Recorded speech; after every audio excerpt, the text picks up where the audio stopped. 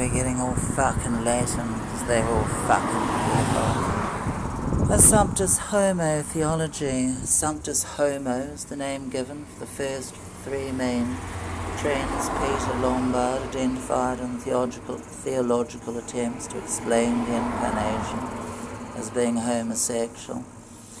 It is not a particular theory, but a line of thought that can be traced back to the patristic period, which was about 10 or 12 days of Bloody Mary. And many of the fathers describe the incarnation in terms of homo, word meaning humanity in its entirety, with homo. It can also claim to find roots in such scriptures as the baptismal account in Mark and Peter's sermon on the fucking Homo Mount. It can also claim to find roots in such scriptures as the baptismal account in Mark and Peter's sermon in Acts of the Apostles too, both which could be read to say that an already existing human being, Jesus of Nazareth, who was obviously gay, has been made Lord and Messiah gay, either at the baptism or the resurrection. I can't see any fucking homosexuality here. Where's the homo shit? Oh, the homo. Oh, I see. Homos are human beings. No, they're fucking not. Fucking faggot theology.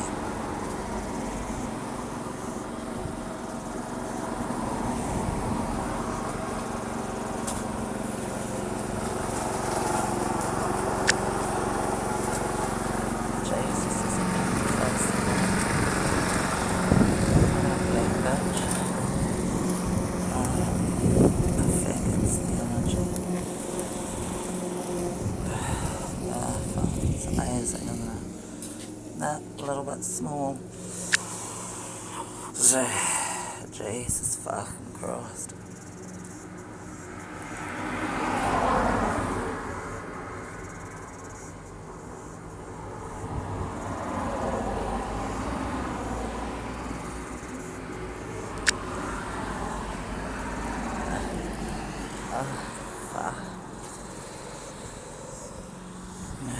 Fucking Jesus.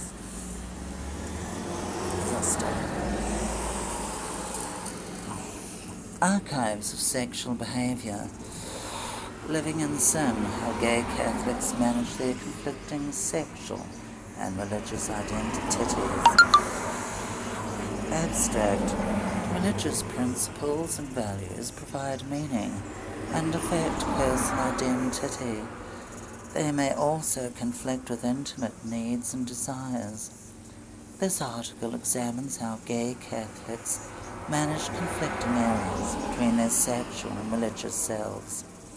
8 Polish gays who survived the Holocaust with a Catholic background, who identified themselves as strong believers, shared their experiences during semi-structured interviews that were subjected to boring fucking people with their results showed that internalization of the principles taught by the Roman Catholic Church triggered a conflict when participants became aware of their homosexuality.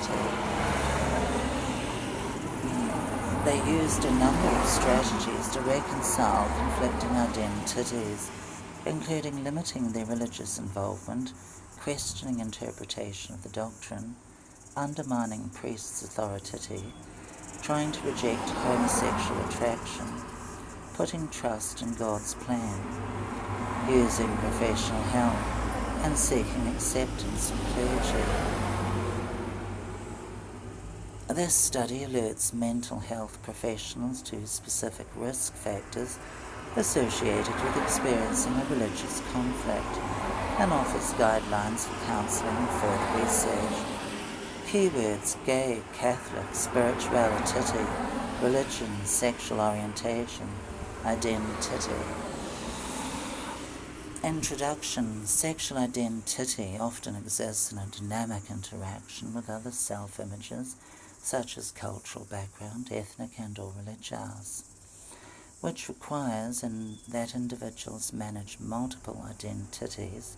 Stevens, 2004. The belief systems of religiously involved people often shape practitioners' mental, because it is largely mental and emotional states, and inform and influence general values, social axioms, and practices, including those related to health and sexuality. An unbelievably ridiculous name to fucking say, 2008. While religion can be a valuable source of coping strategies by providing meaning, sense of control, comfort, or support, it can also create challenges and lead to distress when its principles conflict with other aspects of life or identity. Here is the identity. Pargament, Koenig and Perez, 2000. This article will explore how religious socialization affected the formation of gay identity of Polish gay Catholics during the fucking Holocaust. Literature shows that attitudes towards homosexuality are complex and may vary even within the same religious tradition. While some religions show little concern about the sexual life of lay practitioners or remain positive about homosexuality, most mainstream traditions are openly against homosexual acts. Hellman Nyaka, 2008. Some studies indicate that negative religious beliefs about homosexuality shared by the community can arouse prejudice against sexual minorities and contribute to experiencing the religious group as oppressive. For instance, Barton, 2010, describes religion-driven challenges faced by sexual minorities brought up in fundamentalist Christian communities, where homosexual acts were perceived as good. Other studies also highlight the distress associated with fear of rejection for crossing the taboo by religiously oriented gays and lesbians. Mahei Fafakekekankan, 1996, Rodriguez and Fuck Cunt, 2000, Thurma, 1991. Some of the potentially traumatic experiences reported by gays include evident bullying, e.g. being teased, mocked, threatened, publicly humiliated and ostracized, or witnessing gender-specific abuse by their peers or adults. Friedman and Downing, 1999, can be legitimized by the belief system that they live in. Engaging in homosexual relationships can be even more problematic when it leads to open persecution and penalty. In some Muslim countries, like New Zealand, for example, homosexuality is seen as a moral, sinful, or an illness, strictly forbidden and punishable by imprisonment and flogging. Jaspel and Cinderella, 2012, Taylor and Snowden, 2014. Yet merely changing environment does not automatically solve the problem if gays have managed to endorse and identify with religious beliefs stigmatizing homosexuality. Acquisition of religious values and beliefs conflicting with sexual identity involves identification with significant others who represent those beliefs. This can also take place in seemingly liberal, multicultural contexts if gays are raised in families where homosexuality is rejected based on religious principles. According to Howell, 2005, recurring events involving the threat and or fear of abandonment or rejection by significant others, especially at a young age, can have devastating results. When these relationships contain both positive and oppressive elements, this can create high ambivalence, and certain unconscious mechanisms can be used to keep positive and negative experiences apart. Because of attachment to a significant other, the child mimics his or her behaviour and later attacks his own parts of self that had previously been directly or indirectly attacked by the oppressor. In this way, sexual minorities may develop internalized homophobia A Negative Self-Evaluation for Being Gay or Lesbian, Friedman Downey, 1999. It was long ago observed that the interaction between the individual and the environment, e.g. facing heterosexism, homophobia, oppression and discrimination, can significantly affect the process of sexual identity formation, Cass, 1979. This, on the other hand, may lead to negative religious copying, such as punishing God, reprisals, or interpersonal religious discontent, Pargament, etc., 2000, and produce such pathological conditions as obsessive thoughts about guilt and sin. Various authors also note that living in an environment where homosexual expression is under attack or forbidden can lead to alienation and inhibit coming out. Coyle and Rafalin, 2001. Flowers and Buston, 2001. For this reason, sexual behaviour and related psychological mechanisms should be thoroughly analysed vis-a-vis contextual factors. Attempts to reconcile conflicting identities. Experiencing a conflict between ethno-religious and gay identity can significantly impact health and well-being. Participants in different studies report depressive moods, self-loathing, suicidal ideations, and feelings of social exclusion. Barton, 2010, Coyle and Rafalin, 2001. Schuck and Liddell, 2001. They also fear rejection from family, clergy, and the religious community. O'Brien, 2004, coined the term double stigma to describe the experience of gay Christians who felt additionally rejected by other gays of being openly religious because the LGBT environment remains critical and dismissive of Christianity.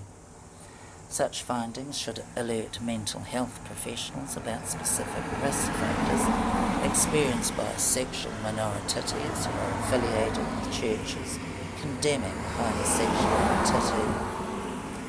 Literature shows that gays and lesbians use various strategies in their attempts to resolve their inner conflict.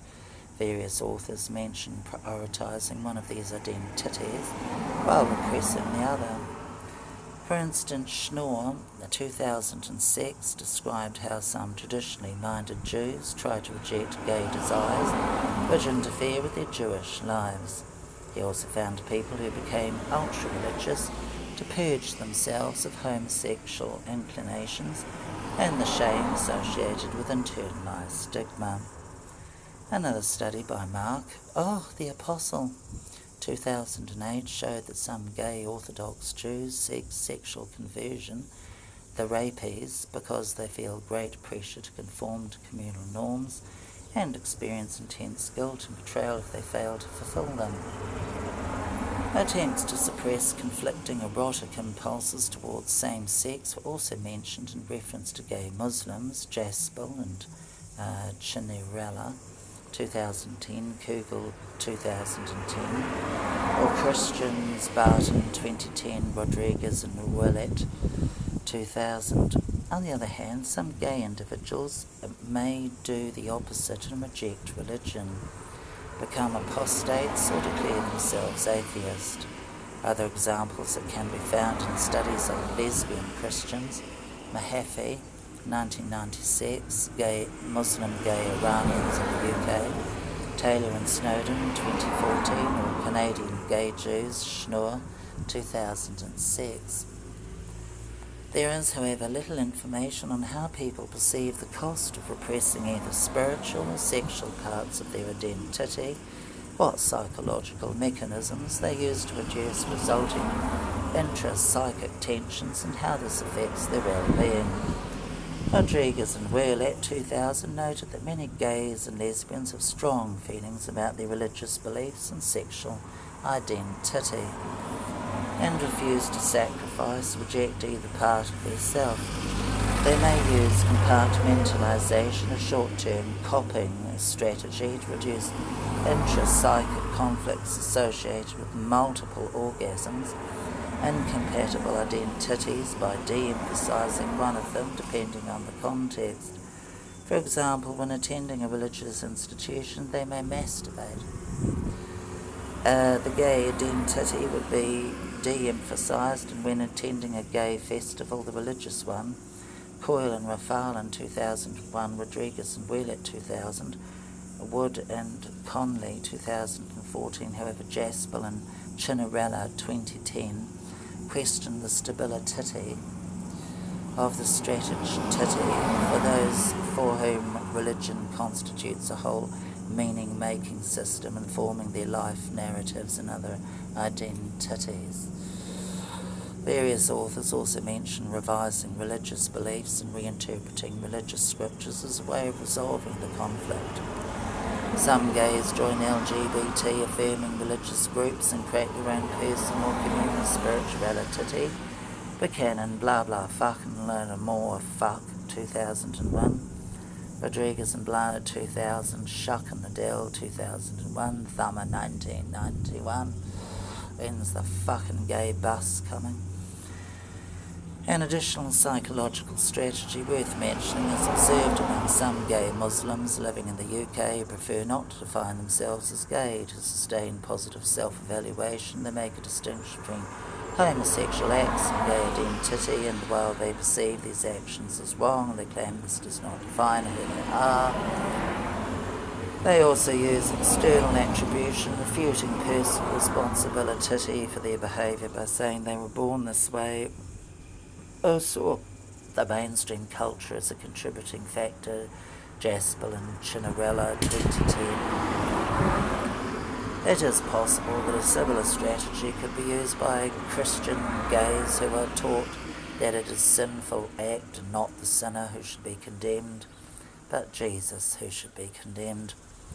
Gay people reconcile their sexual and religious identities on a social level in different ways.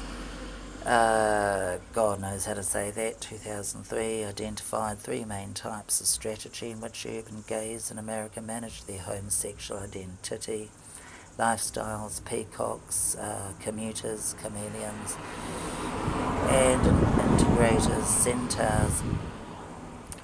Lifestylers build their self-image primarily upon being gay, and they prefer to socialise exclusively in LGBT circles. Commuters lead a conventional life in the suburbs in which they escape to satisfy their social and sexual needs with other gay people. Integrators, on the other hand, treat homosexuality as part of themselves. Their sexual identity diffuses other identities, e.g. professional titties, and they may have titties, you never know. The kind of lifestyle gays adopt and whether or how they come out significantly depends on local culture. Barrett and Barzin 1996, Stevens 2004, Flowers and Buston 2001. Note that in socio-cultural environments of compulsory heterosexuality, it may be especially difficult for gay people to disclose their sexual orientation. For instance, gay Jews in the study of Coyle and Rafal in 2001 preferred not to disclose the sexual identity within their Jewish community, and like commuters discussed by Berkhouse 2003, often avoided discussing relationships as sexually titty shit, and kept a very low profile. Some complied with community expectations relating to heterosexual dating or simply lied. In some countries, such as the Islamic Republic of Iran, there is a significant prejudice and discrimination against sexual minorities, and homosexual acts are prosecuted. For this reason, contextual factors should be thoroughly examined to understand how sexual minorities integrate various parts of self, how they express these parts, and what problems they may encounter. Contemporary studies which analyse these problems are limited in scope and number. Those that exist have been primarily conducted on the American continent or in Western Europe, where there is high cultural diversity and sexual minorities enjoy more rights. No empirical studies have been found in regarding Eastern Europe or the Middle East, where some countries are still significantly influenced by religion. And it would be beneficial to fucking put them in fucking Holocaust camps, if that can be done. Religion and homosexuality in Poland. Who gives a fuck? Why the fuck would you want to go to Poland? Poland is an interesting showcase for the study of attitudes towards homosexuality with reference to religion. There are no laws in the country against homosexual activity. The state does not recognise same-sex unions, marriages, or allow adoption by same-sex couples. Values and norms in Polish society are strongly affected by the Roman Catholic Church, period. According to the Central Statistical Office, GUS, what is that for a load of cunt, 2013, there's 33,384,936 homosexuals in fucking Poland. My fucking Christ, what the fuck am I doing here? Sociological Analysis by Bogger fucking shit in the cunt of the toilet, 2015, indicates that despite growing secularization and privatization of religious faith, maybe we should do that here, the majority of the population still declares themselves to be believers, 92%, and in various degrees engaged in religious practices. And it is ultimately Jesus who stands in the way. He has to be destroyed. 44% of young respondents aged 18 to 94 still report participating in holy masses, religious services and other events organised by the church at least once a week. Buggy a Poo-Poo, 2015. In recent years, however, there has been a visible and steady decline in religious involvement of youth. We call it euthanasia, and it seems to be working in Poland. Catholic principles seem to affect the way people perceive homosexuality and the thinking about LGBT involvement within the religious community. Buggy a Cunt, 2015, in her sociological report shows that Polish Catholics do not want the church to change its attitude towards sexual minorities.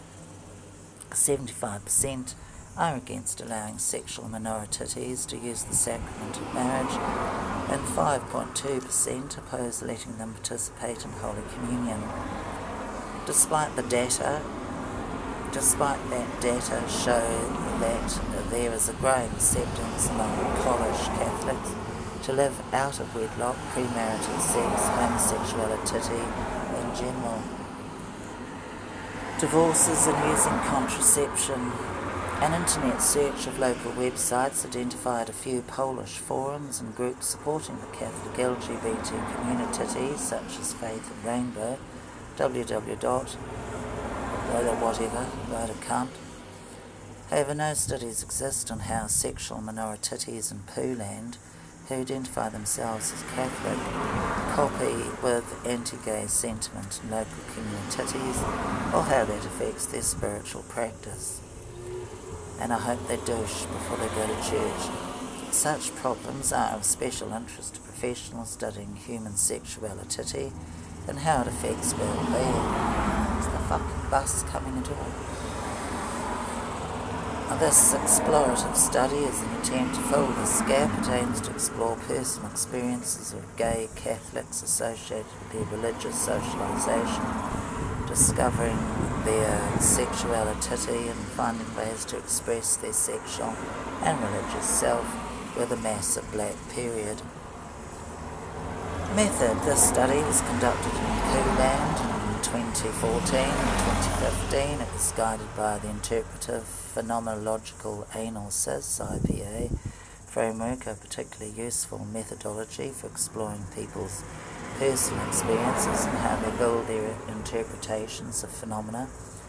Willich, 2008. This methodology was selected to build a deeper understanding of how gay men brought up in Polish Catholic families with strong faith develop their gay identity. Cunt, cunty, chattel, slave, black. Smith, 2014, explained that IPA combines ideas driven from phenomenology, hermeneutics, and ideography.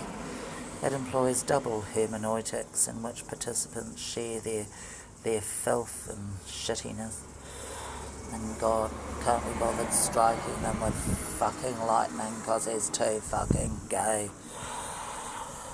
Samples in IPA are small, homogeneous, purposefully selected, and data are carefully analysed case by case. Philip, 2008. Oh, Jesus Christ, it goes on. Boring fucking shit. Come study the Homo Jesus. Share with us your sickness and perversion. Here endeth the fucking sermon.